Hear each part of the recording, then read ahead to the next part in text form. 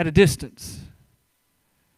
Christianity, walking with Jesus, is designed to be lived up close and personal. Jesus called his disciples, and they dropped everything that they had known, everything that was relevant to their lives, everything that was familiar in their lives, everything that was comfortable in their lives, and they followed Jesus everywhere he went. They heard Jesus, everything he said. They saw everything Jesus did. For 3 to 3.5 years, they were with Jesus morning, noon, and night, except for when Jesus sent them out 2 by 2 to share with others. Then they reported back to Jesus. But they were always close. As a matter of fact, the call to discipleship is the call to follow. It's not the call to make a decision and then basically go on about your life. It's not the call to make a commitment or join a group or enter into a membership. It's a call to follow, step by step with Jesus.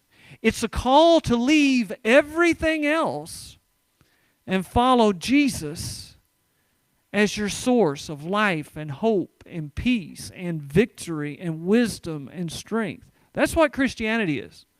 That's what discipleship is. Now, in the West and in modern life, we've made it something else. And that's why we don't see, especially in the West, all the things that C reports in other places sometimes. Because we like to follow at a distance. We like to follow when convenient. We like to follow and yet remain comfortable. We like to follow without laying anything down. And my question for you today, and this really wasn't even what I planned on preaching on today. My wife, I'm sure she asked what I was preaching on. I told her what, and she's probably back there saying, that wasn't at all what you said.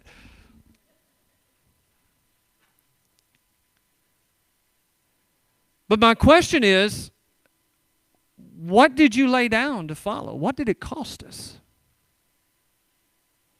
What has it cost us to follow Jesus? You notice that when Jesus called Peter and Andrew, they left their nets.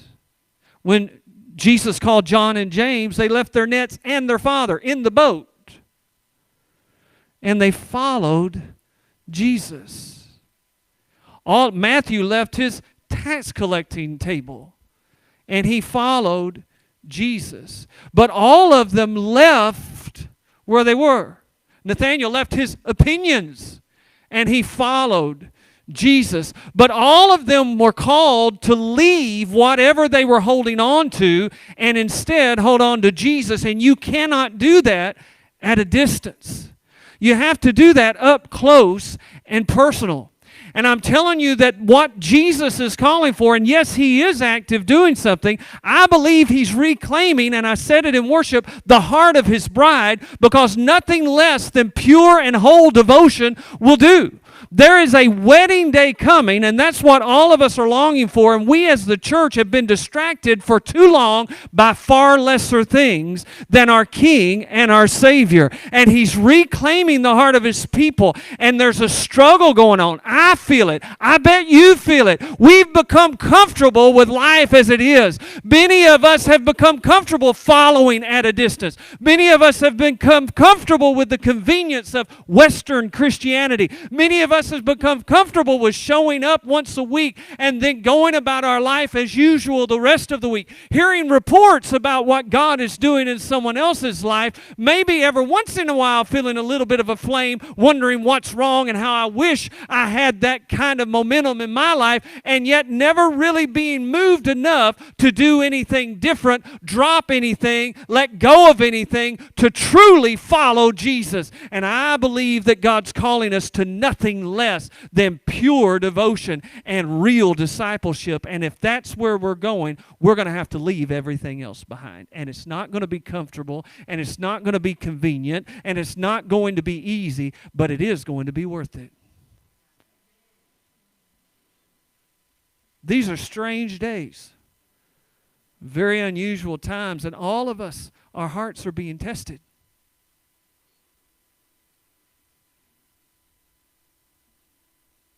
cords of friendship and relationship are being tested. And we're so distracted. And I understand. But we can't afford to be distracted right now. Jesus is calling for our hearts. And it's so important that we answer with a resounding yes. In John chapter 15,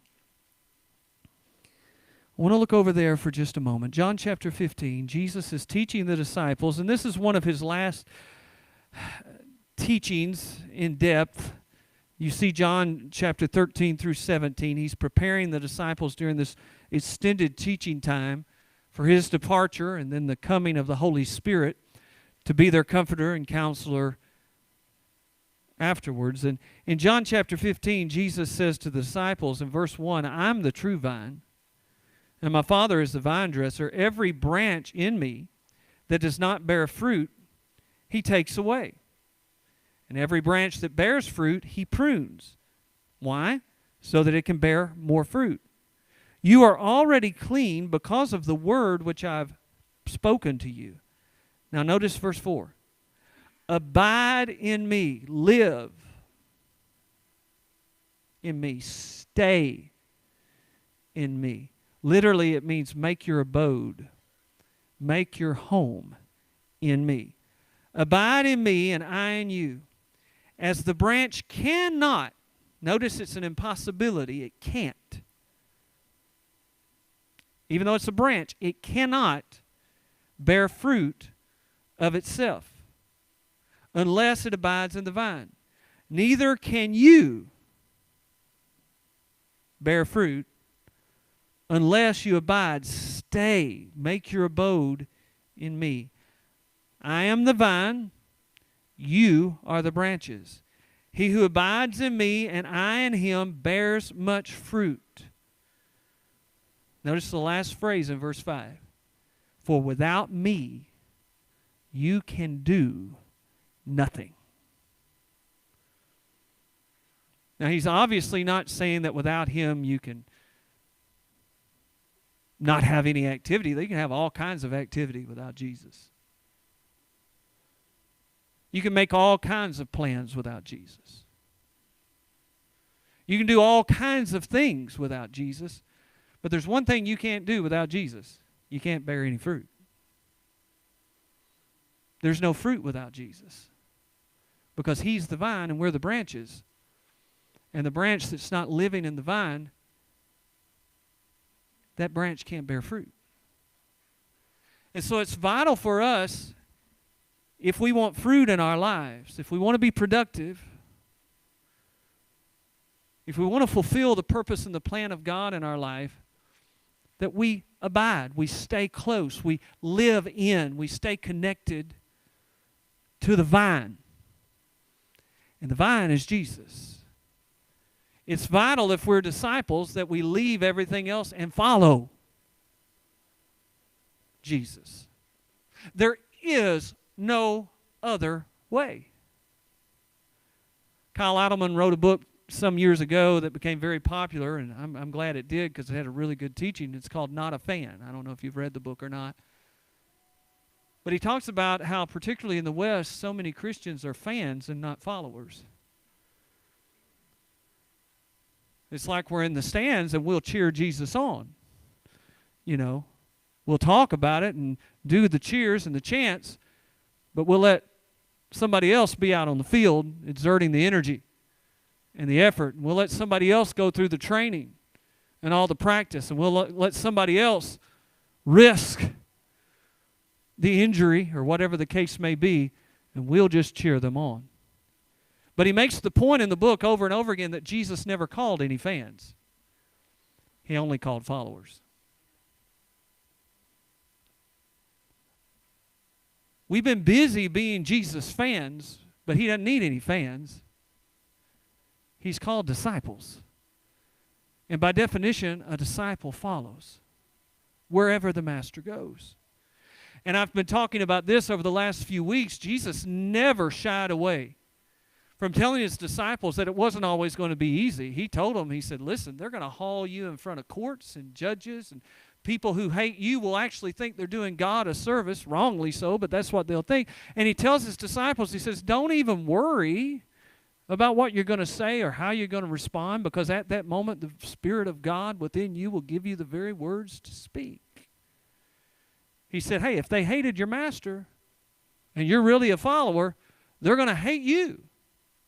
It shouldn't surprise us today that the church, the true church of Jesus, is not popular, because Jesus is not popular. Not the real Jesus. The real Jesus is not popular. The religious Jesus, who can not really take any stands and doesn't really make any demands, now that Jesus is popular, but the problem is that's not the biblical Jesus. That's a false Christ.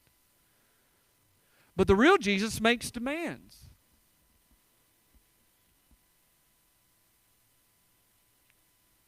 The real Jesus says, if you don't take up your cross and follow after me, you're not mine.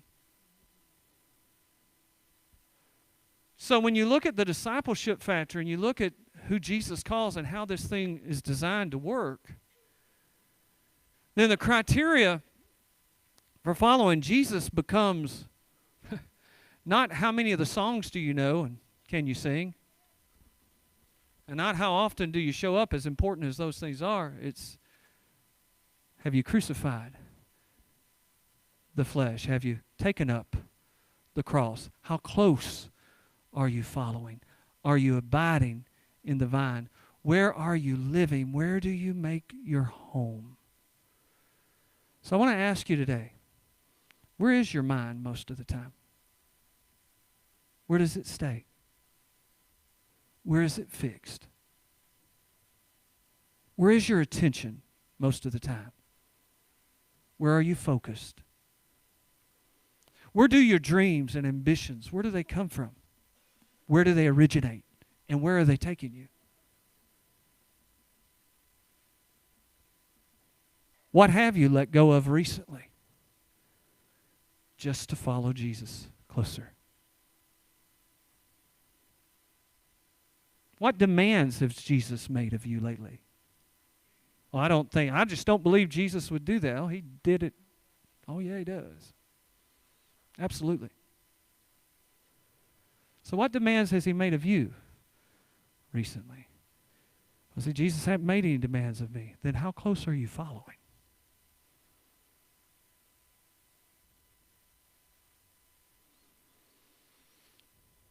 And what's the purpose in this? I'm really tired of hearing people talk about how much they want to see change, even myself, and still doing nothing that can bring real change. Because, yeah, we do need change. There is a world dying. We don't need change because all of a sudden in America the church is uncomfortable. Well, for goodness sakes, the church in the rest of the world has been very uncomfortable for a long, long time. Welcome to the world. Welcome to life.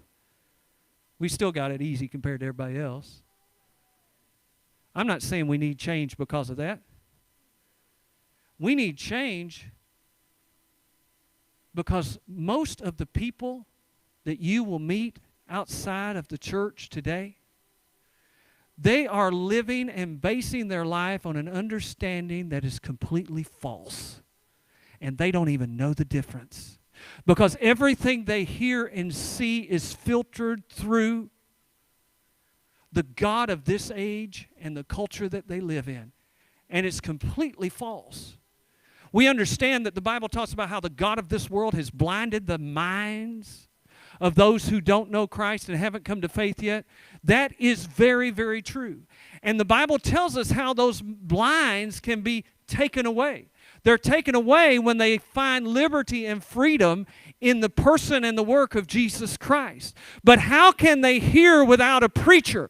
And he's not talking about somebody standing in the pulpit once a week. He's talking about you, and he's talking about me. He's talking about us going into the marketplace and not looking at it as just a place to buy and sell, but to look at it as a place where we share the love of Jesus with the broken and the hurting. He's talking about us going to our family tables, and instead of getting aggravated when somebody has a different opinion in our family than we do, looking for the brokenness and the hurt in their heart and being willing to love that person in spite of the fact that we don't always like that person.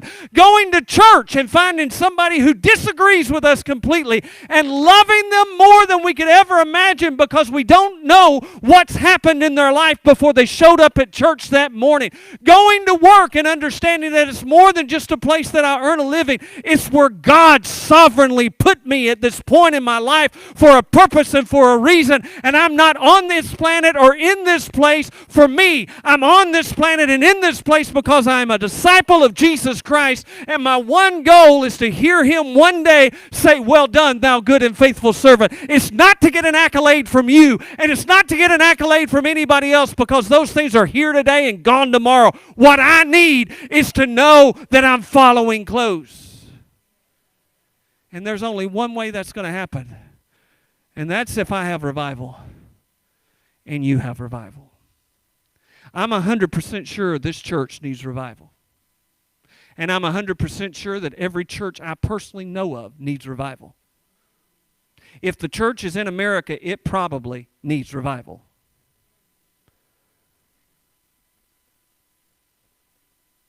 Because we've allowed the spirit of the age to consume us.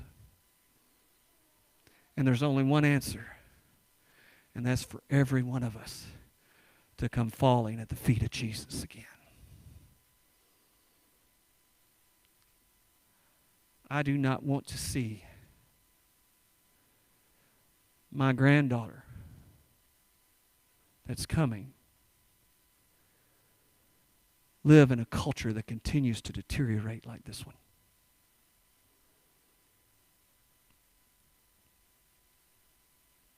You say, "Well, nothing I can do about that. I can't help it." Well, I don't know where the times are, and I don't know how close we are to the coming of the Lord. But I'm going to tell you one thing. There are a lot of generations that thought that was it. They thought it was over. They thought nothing could ever change. And yet somewhere in there, some of them got a hold of Jesus. And they began to understand that, you know what? I don't know where we're at, and it's bad, but you know, God's good. And if anything's going to change anything, it's going to be God that changes it.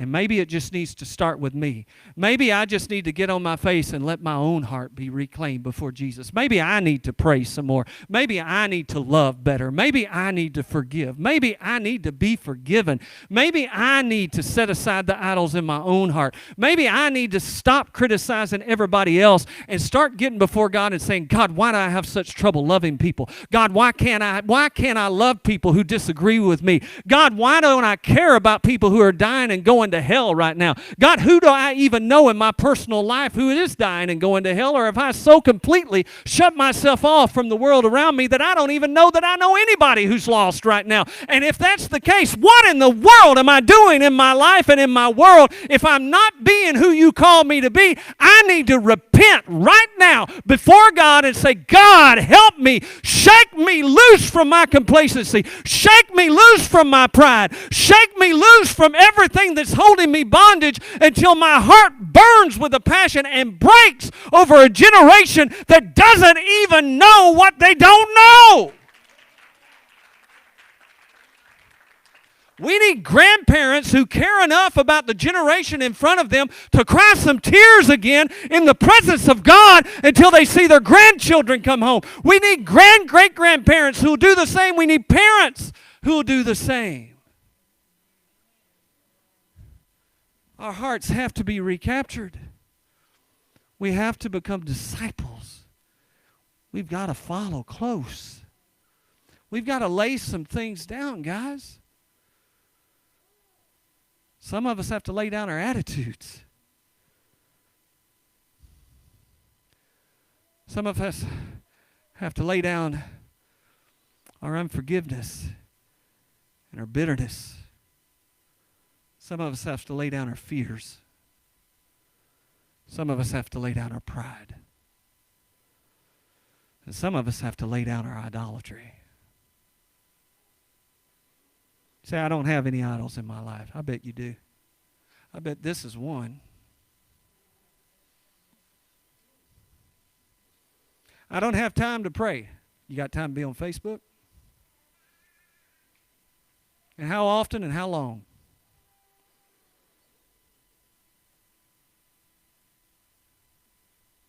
I don't have time to seek God. How long did you spend scrolling through YouTube?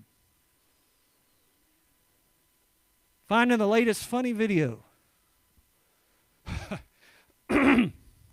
Or the last conspiracy video. Telling you what the next mark of the beast is.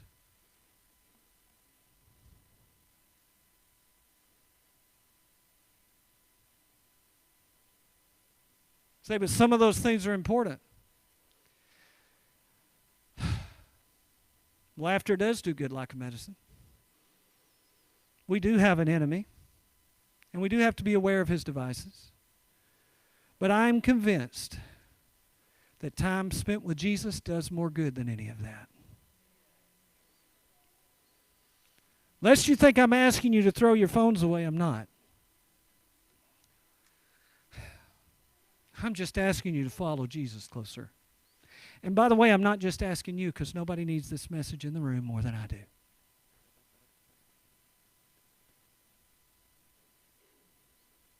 We just need to follow Jesus closer. We need to lay down some things if we're really going to call ourselves disciples. I don't care how loud you can chant and cheer Jesus on. And I don't care how many praise songs you love. I want to know how close you're following. Ouch. Pulling my toes in. I don't care how many preachers you've been listening to, even if it's me. I want to know how close you're following. I don't care what you do at church. I love that you're here. Don't get me wrong. I want to know what you do when you leave church.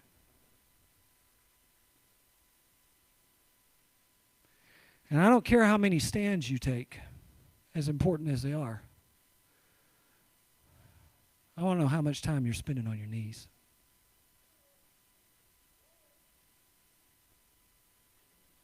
Because until the church gets that right, we're just playing games, folks.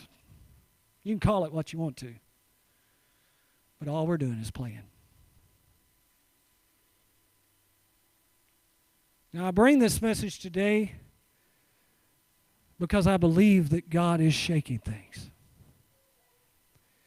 But here's the thing you've got to understand. That verse that we get that from in Hebrews, when it talks about shaking, it's primarily addressed to the church. And when it talks about shaking, he talks about shaking everything that can be shaken. He says, the day's coming where I'm going to shake everything that's shakeable until the only thing left is what cannot be shaken. And he makes the statement that judgment begins in the house of God. So for everybody ready for judgment and crying out for judgment, I'm right with you, but get ready. It starts here. It starts with us. Judgment begins in the house. And God's reclaiming his bride. He's the vine. We're the branch. If we're to bear any fruit at all, we have to abide in the vine. We got to stay with him. We got to live there. We got to make our home there. We can't just visit. We got to stay. I hope every one of you will be back Sunday morning next week.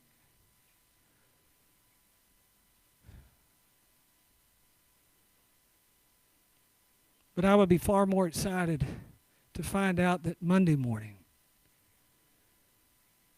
you were in the presence of God. And Tuesday morning you were on your face before God.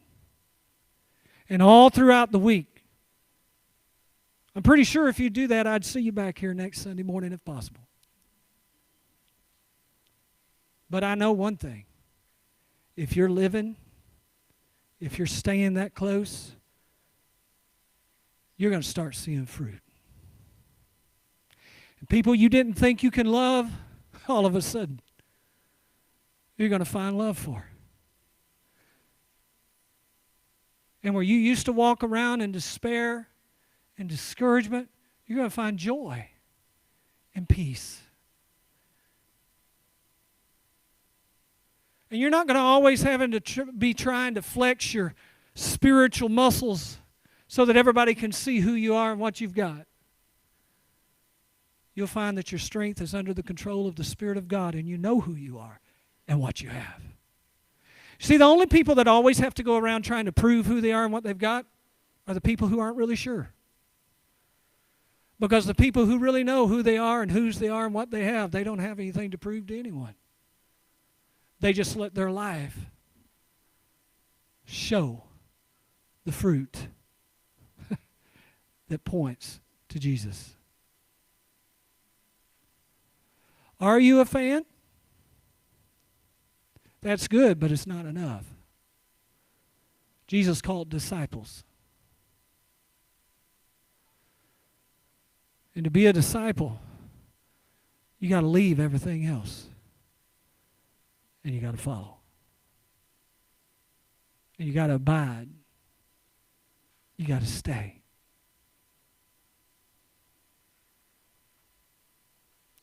I think most of the American church has failed at that. Because unlike anywhere else in the world, we have a lot of distractions. But I think we're finally starting to be shaken enough, as C said earlier, that we're starting to realize that business as usual is not going to get it done. And the way we've been doing it is not working.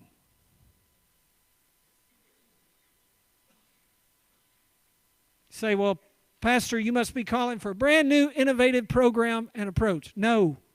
We don't need any more programs and approaches.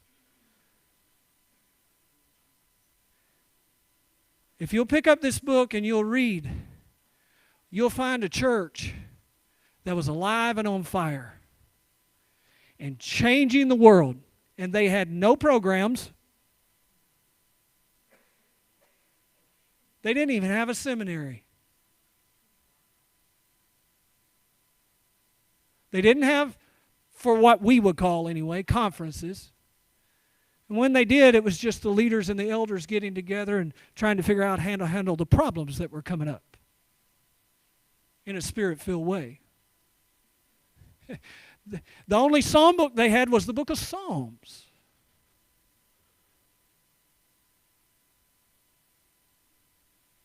We'd think that was boring nowadays, wouldn't we? Because we've come so far. Our worship now is so much better. But here's what I'm telling you. If we've come so far and we're so much better, why aren't we changing the world like they did? We've got this and we've got that and we do this and we plan that and we go over here and we're doing that and I'm involved over here and I'm engaged over there. Good. But how close are you to Jesus? And are you changing? Are people changing around you? And do you really even care that much? See, God's reclaiming His church. And He's saying, hey guys, what you need is me. Because you've forgotten me. You got your programs, you got your stuff, you got your conferences, you got everything. You got your music, you got it all. But you don't have me. And none of this is working. Come on back home. Stay close to me. Follow me. Drop everything else. Stay where I am, live in this vine, and then watch. Fruit just comes. Change happens. Transformation begins to take place, starting with you. I love the old adage from the old evangelists that said, God, send revival and let it start with me. That's my prayer. I know I need it. Some of you looking at me like, well, Pastor, if we need a revival, you need it more. I know. I'm praying that prayer. But I'm going to tell you something.